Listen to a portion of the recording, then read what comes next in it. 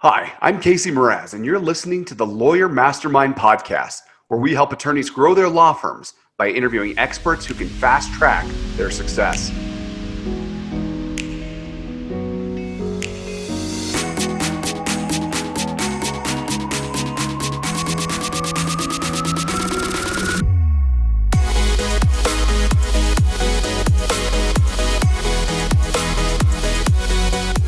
Today, I'm excited to be joined by Philippe Danielides, an executive coach. Philippe, thank you so much for joining us today.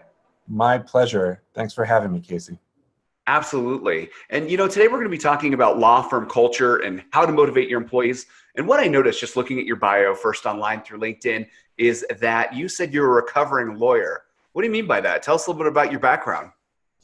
Sure. So I worked in New York City at Milbank and White and Case. So I did tours at two big law firms in New York before leaving and transitioning to coaching. And when I talk about recovering lawyer, really what I'm speaking about is the lawyer mindset, which can be an incredible asset, but also a liability. So here's the lawyer mindset. It is scanning for what ifs, right? Looking at fact patterns, trying to figure out what can go well, what can go wrong, and making sure that everything is accounted for, organized in an agreement, and being really specific and precise.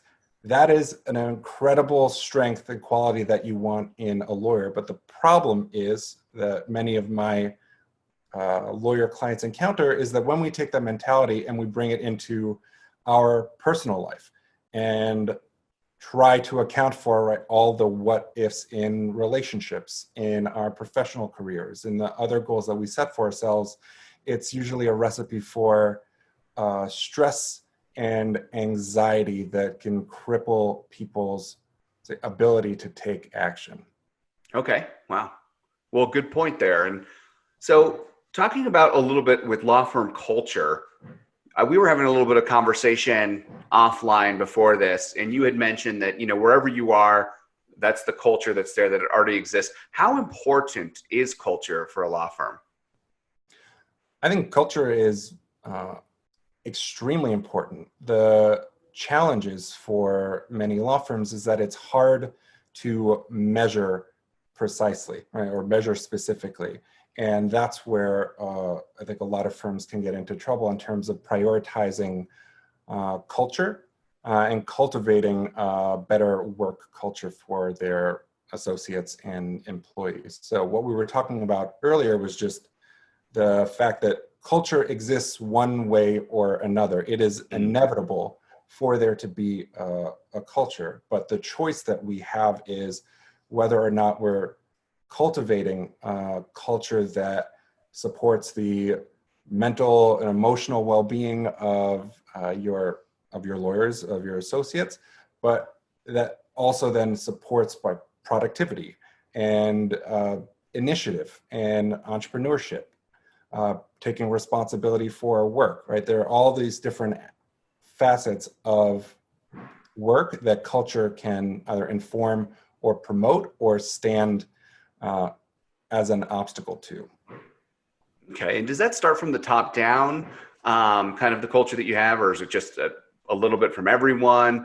Just what creates that culture, I guess, is what I'm asking, and who can influence that? Yeah, it's not linear, but I would say, generally speaking, that it is top down in that, let's say, junior associates. So when I first started working at Milbank as a first year associate, I was looking to the senior associates, partners, the management committee for direction about the norms, and these are the social norms and the values of Milbank, right? What was acceptable, what would help me to be successful, and what wouldn't. And I think that one of the biggest mistakes that senior leadership makes at firms is actually expecting culture to be created from the bottom up. Around the topic of well-being, and this is something that I've heard a lot from senior leadership, is well, if junior, if associates need something, let's say more like mental health or wellness support, well, then they'll ask for it. Well, sure, but I think that's actually expecting a lot for the people who aren't in positions of power, who don't have decision-making authority, to step up and to ask for what it is that they need. And I think that usually also runs again, I don't know the exact term, but that runs contrary to another major tenet of law firm culture, which is, right, you just do the work, right? You grind and the work comes first. So that's one of the, let's say, cultural norms within our industry that has created a lot of the problems around well-being, anxiety, substance abuse that also now I think we're coming together to begin to address. Yeah, good point. And those are big problems that we've seen a rise of, and we know that they exist. And, should law firm managers that are maybe in charge of the culture, talking about this top down that you had mentioned, should they put a large focus on this? Is this a major thing that's going to affect the operations of their firm? I guess, how important is it? Yeah, I may be biased, but I think it's extremely important. Again, I think the difficulty is that it's hard to quantify the impact of culture, especially when culture is, let's say, this diffuse or amorphous idea is up against the billable hour, which is a very clear, right, competing interest, or what seems like a competing interest. So the idea of, let's say, sending your team to a weekend offsite or bringing in other wellness programs around mindfulness or exercise, well, there's always going to be a cost benefit. And on the other side of that scale is going to be $500 for this hour of time worked. So I think that's the biggest challenge or the biggest hurdle that we face that we need to get over. But I think a really helpful perspective shift is to just widen the perspective to understand how, let's say, well-being and a culture that promotes well-being affects the bottom lines of law firms, because ultimately they are for-profit businesses and there's nothing wrong with that. So understanding how well-being affects productivity, affects retention, so retention of talent, the quality of talent, affects communication, and we've all known as lawyers what happens if we're not communicating clearly, both on our teams but also between, right, lawyers and our clients. And there's a laundry list of all of the unintended but clear consequences when we don't pay attention to culture. Does that make sense? Got it. Yeah, it does. And I want to touch a little bit more on something that you had said. You were talking about stressed employees and just kind of changing that terminology. If we're talking about happy employees now at this point, are we going to be able to expect better performance and ultimately, making more money, hopefully, too? Because like you said, law firm's a for-profit business. Yeah. There are many studies that have been done over the last few years, just trying to make the connection or direct correlation between, you use the word happiness. I think a lot of lawyers will roll their eyes at this idea of happiness as a legitimate business objective. You could talk about well-being. I saw there was a 2017 report by the World Health Organization concluding that anxiety costs the world economy over $1 trillion a year. So just to break it down into dollars and cents to understand what the trade-off is between well-being as a priority and the cost, the effect to a company's bottom line. Okay, got it. Well, that's good information there. And it definitely points us in the right direction. So what are some practical tips for somebody that just started thinking about culture that really wasn't in their mind before, but they see an opportunity? What are some things they can do to start putting this at the forefront of their mind and then maybe taking some action on it? Sure. I think the first is just the lens through which you see culture, which is that it isn't a one and done thing, right? If you think about culture and the word where it comes from, it's Latin, but it has to do with cultivating the land and farming. And if you have farmed, if you have a small garden on your balcony, I'm here in New York City, some of us have window gardens, but we understand, right, how things grow. And we know that you don't plant a seed and then immediately expect that seed to sprout, right? You've got to plant it, water it, and then as it grows, you continue watering it, sunlight, weeding. There are all these things that you are doing to create the conditions for that seed to turn into a flower or food that you can then eat, and then in time, you harvest it. It is a continuous, multifaceted process. The same is true of culture in companies and what it takes. I think the mistake is thinking we can just do a 2-hour, let's say, workshop on mindfulness at the beginning of associate orientation, and then we never talk about it again, and everything should be fine and like good to go. And so I think that's the first shift, is recognizing that this is something that we need to, culture is something that is alive and that requires consistent effort to maintain. I know I'm speaking about this from the biased perspective of a coach, but it's what I've found to be true with my one-on-one clients and also the organizational work that I do that's more around setting culture. So that's one concept just around how to approach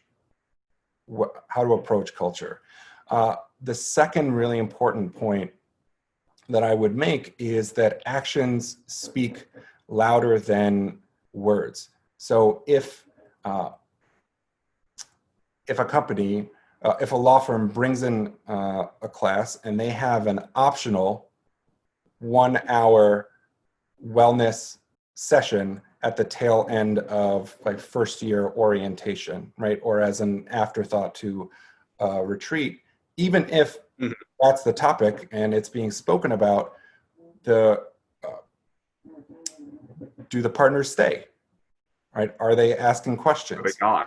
Is it mandatory, right? Is it mandatory or optional, right? These are all like, at what point in, let's say, a 2 or 3 day workshop or a retreat, do you slot in a seminar around like taking care of yourself, mental, emotional well-being, anxiety, stress reduction, whatever the topic is. So these are all things where even if the words are actually being spoken, again, the context, the culture in which it's being presented also really matters. And you can bet that your lawyers, right, people on your team are picking up on that, whether they say it or not. Got it. Yeah. And, I think that's, there's a lot of things we could go into from there talking about that. But when you say they're picking up on it, they may not say anything. Have you seen that develop into a toxic culture? Because I've seen, I guess, in the past, organizations where maybe they should have said something, but they didn't, they harbor that inside. And at some point that becomes gossip. And that just it's like weeds in an organization, and it kind of corrupts the whole thing. I don't know if you've ever seen anything like that, but I just wanted to get your input on yeah, it. well, I experienced that when I was a lawyer working at the firms in New York. I was struggling at times, even before I decided to switch careers, times when I was burnt out or I had a family emergency. There was something else going on that I needed to attend to that I just didn't feel comfortable sharing. And that, right, stayed with me. I just internalized it. Again, I think it's the culture within the legal industry. I'm generalizing, obviously. There are some like firms and organizations who are being really proactive and who are at the forefront of this work. So let's, not to minimize the progress that's being made right now. But yeah, I kept it inside because that is one of the dominant themes within the culture of our profession, which is you shut up, like you get the work done, like you do it. And that comes first. And anything else is, complaining or can be seen as a sign of weakness. So lots of lawyers who I speak with have spent years not only internalizing what they're struggling with, but feeling real shame and resistance to asking for help. Yeah. Right? Not shirking their responsibilities, right, or not doing their work, but even just acknowledging publicly in some way, whether it's to their managing partner or the HR team, that there's something that they need help with. Yeah. No, that's a good point. And I think you bring an interesting perspective. Not only have you been there and kind of experienced that firsthand, but now you're a coach. So can you help identify that pretty easily? Is that something that's a part of what you typically do in one of your executive coaching arrangements, or? What do you mean? Just is that can you identify a culture problem if you're coming in right away and kind of put a plan together to help people overcome this barrier? Yeah. So, and I just, to answer that question, but also just to add to your last question around how we see culture affect well-being in companies, this isn't just, right, the perspective of a coach who cares about such things. The American Bar Association put together a task force, a well-being task force in 2017-18, and they came out with this report essentially detailing the crisis within our profession, citing elevated levels of anxiety, depression, substance abuse, and other mental health issues. So this is something, right, that has been studied and documented and is clearly happening within our industry. But to the question of kind of like, how do I, pick up on it? What do I see? It's just by asking about people's, it begins with these broader questions around just what do you need to be successful at work? It's almost like the inquiring about the norms of within a company and understanding what the expectations are. So it varies from company to company, but usually someone will present it as a given, as just how things are. So I'll make general statements of, well, you just gotta you've got to do what you need to do, right? It's a passing statement, it's a throwaway, but it's actually a clue to what that person, but they're probably not alone within an organization, thinks are the rules of the road, what you need to do and agree to in order to be successful in that environment. Does that make sense? It does, yeah. And, I just had a thought.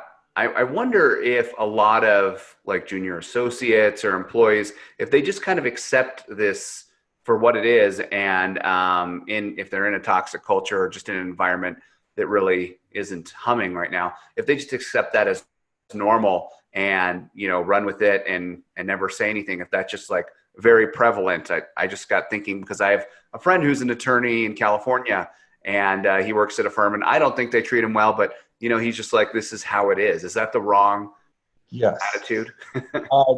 No, it's not well, it depends on how you're asking that question. It's not the wrong attitude in the sense that it's a rational and reasonable response to culture.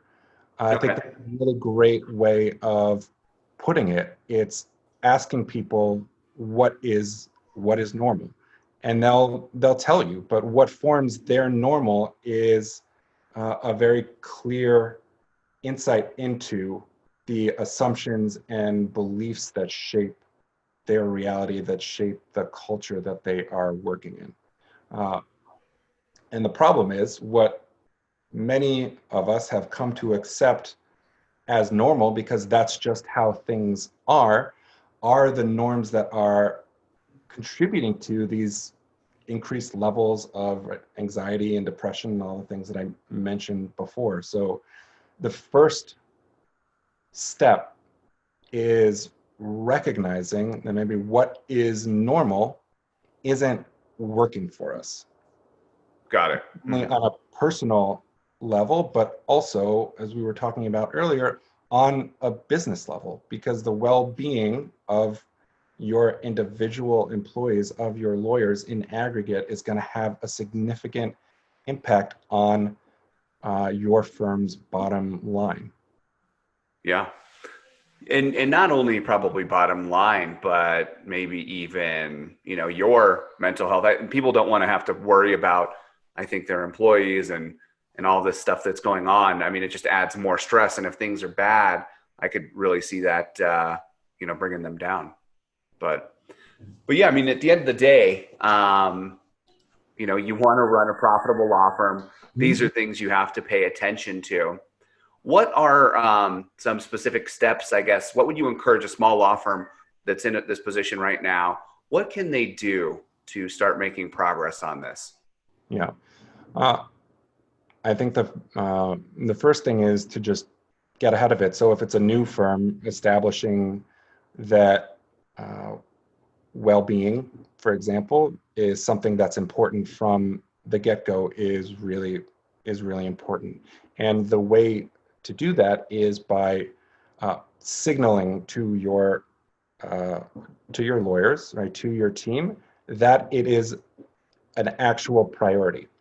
And there are different ways to do that, usually by putting resources behind it, whether that's an ongoing program or something on a quarterly basis. So that's one, just showing that you're putting your resources behind what you claim to value. And two, the participation of senior leadership to signal that this is something that the firm actually takes seriously rather than just paying lip service to. I cannot stress enough how important it is for leadership to also engage in this process. Otherwise, lawyers, and we are, again, trained, I think, to be a skeptical bunch, and that comes in handy in our work, but we're skeptical. So if we hear something from leadership and we're getting emails talking about certain things being a priority,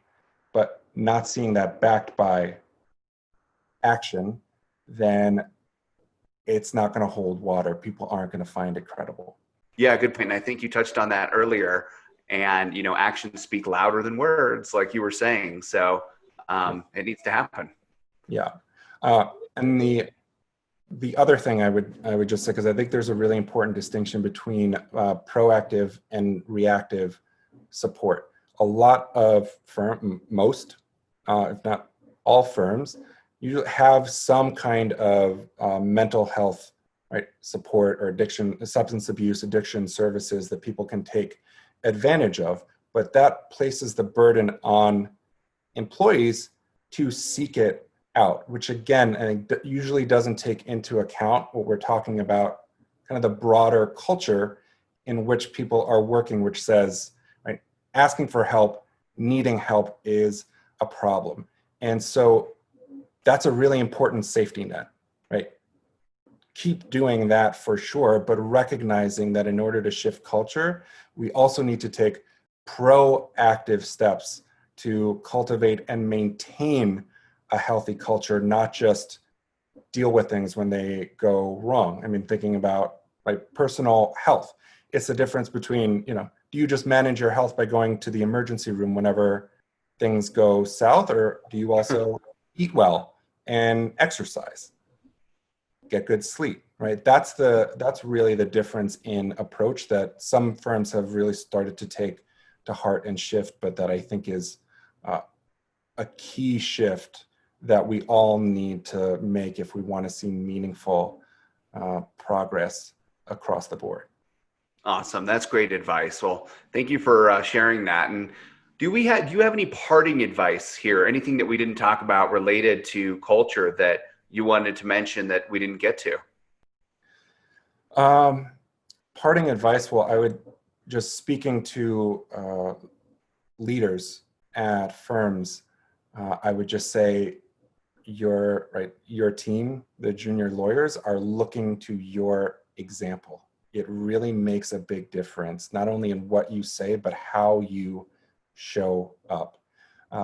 That's kind of what I would say to them, and to the junior lawyers, the associates, if they're also listening, just knowing that if there's something that you are struggling with or worried about, whatever you think is normal, well, that you're not alone. The person in the office next to you, different life situation for sure, but they're probably affected by the same beliefs. So just knowing that you don't have to take this on your own, that whatever you're struggling with isn't a reflection of a personal failing, is that's what I see. And I have a window into the offices of your peers who are in the next office over, and this is true time and time again. And I think it's really important that we acknowledge that we're all working and being affected by a similar culture. Definitely. Well, thank you for sharing that. And Philippe, you do executive coaching. If somebody wants to learn more about your company or talk to you to learn how you might be able to help them, how would they find you? Sure. Thanks for asking, Casey. You can visit my website at innercurrentcoach.com, and innercurrentcoach.com. It's long, just like my last name, but that's where you can find information about working with me one-on-one. And if you want to reach out, happy to find some time, and also where I talk about the corporate cultural work that I do as well. Awesome. Well, yeah, of course, we'll provide a link here as well to make that easy for people to find you. And again, thank you so much for joining us today. I really appreciate your insights and your expertise, and I look forward to catching up again in the future. Thanks, Casey. My pleasure.